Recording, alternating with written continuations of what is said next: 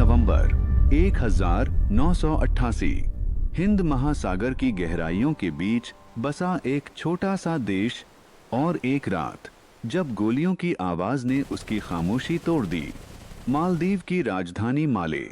सुबह होने से पहले ही हथियारबंद भाड़े के सैनिक सड़कों पर उतर चुके थे। राष्ट्रपति भवन घिर चुका था। रेडियो स्टेशन पर कब्जा करने की कोशिश हो रही थी। यह कोई स्थानीय बगावत नहीं थी, यह था एक सुनियोजित तख्तापलट। मालदीव के राष्ट्रपति मौमून अब्दुल गयूम छिपकर अपनी जान बचा रहे थे। उनके पास समय कम था। अगर कुछ ही घंटों में मदद नहीं पहुंचती तो सत्ता बदल चुकी होती, और शायद इतिहास भी। घबराहट के बीच एक संदेश नई दिल्ली पहुंचा। भारत के प्रधानमंत्री राजीव गांधी को सूचना दी गई, एक दोस्त देश मदद मांग रहा है। सवाल था, क्या भारत इतनी दूर, इतनी जल्दी कुछ कर पाएगा? रात के अंधेरे में फैसला हुआ। भारतीय सेना को आदेश मिला, तुरंत कार्रवाई। आगरा में तैनात 50वीं स्वतंत्र पैराशूट ब्रिगेड को अलर्ट किया गया। 6 पैराशूट बटालियन के जवानों को तैयार रहने को कहा गया। समय बहुत कम था, दूरी लगभग 2000 किलोमीटर। भारतीय वायुसेना के विशाल Il-76 विमान तैयार खड़े थे। आधी रात के बाद पैराट्रूपर्स हथियारों और सीमित जानकारी के साथ विमान में सवार हुए। उन्हें बस इतना पता था, एक देश संकट में है। उधर माले में हालात बिगड़ रहे थे। विद्रोहियों में ज्यादातर तमिल भाड़े के लड़ाके थे, जो श्रीलंका के उग्रवादी संगठन प्लॉट से जुड़े थे। उनका मकसद साफ था, सरकार गिराना और अपने समर्थक को सत्ता में बैठाना। विमान आसमान चीरते हुए हिंद महासागर की ओर बढ़े।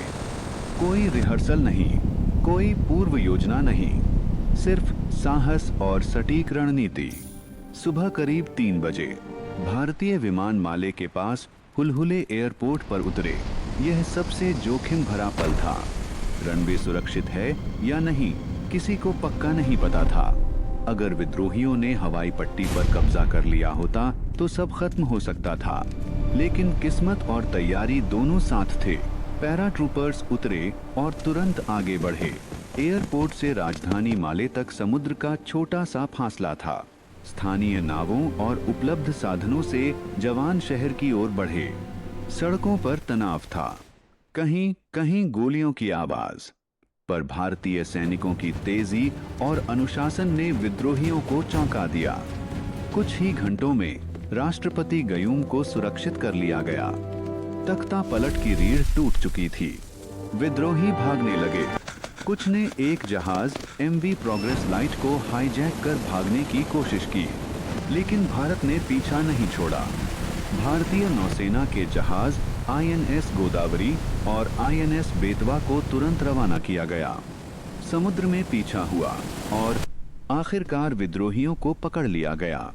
सिर्फ 16 घंटों के भीतर एक विदेशी धरती पर बिना लंबी तैयारी के भारत ने एक सरकार को गिरने से बचा लिया। इस ऑपरेशन का नाम था ऑपरेशन कैक्टस। दुनिया हैरान थी। इतनी तेज सैन्य कार्रवाई, इतनी दूर, इतनी सटीक। यह सिर्फ सैन्य शक्ति का प्रदर्शन नहीं था, यह एक संदेश था कि भारत अपने पड़ोसियों को अकेला नहीं छोड़ेगा। अमेरिका, ब्रिटेन और अन्य देशों ने इस कार्रवाई की सराहना की। मालदीव में लोकतांत्रिक सरकार बची रही, और भारत ने साबित किया कि वह सिर्फ एक क्षेत्रीय शक्ति नहीं, बल्कि जिम्मेदार शक्ति है।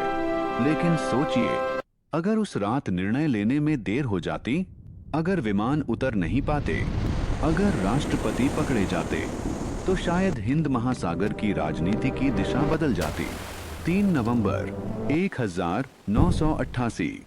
कुछ घंटों का साहस, कुछ 100 सैनिकों का संकल्प, और एक ऐसा ऑपरेशन जिसने इतिहास की धारा मोड़ दी। कभी कभी युद्ध जीतने के लिए लंबी लड़ाई नहीं चाहिए होती, बस एक रात, सही फैसला, और वो कदम जो दुनिया को बता दे भारत तैयार है।